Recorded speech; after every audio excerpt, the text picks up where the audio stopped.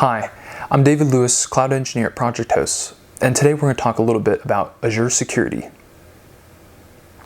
When you provision an Azure VM out of the box, they by default add an endpoint called the RDP endpoint, which is by default open up to anybody, making it inherently unsecure.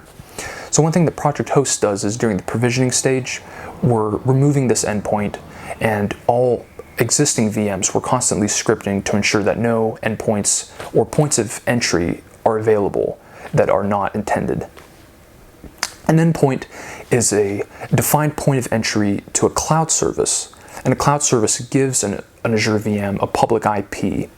The endpoint defines inbound access, so we can limit this with access control lists to specific external IPs, or we can remove it altogether so that over any particular point there isn't inbound access over it.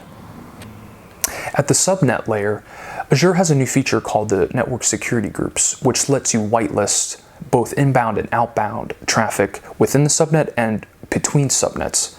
And if a customer has a VPN to our Azure network from their on-prem to their deployment, you can also whitelist inbound and outbound traffic, making it incredibly secure at the network level.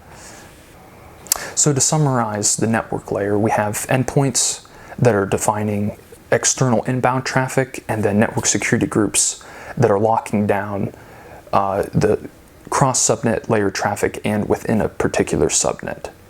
And so with our enterprise level security scanning, we're able to monitor all ports that are open, see traffic that's moving through passive vulnerability scanner, so we can see everything that's happening in a network, not only lock it down, but see what is happening and create alerts if it's malicious in character.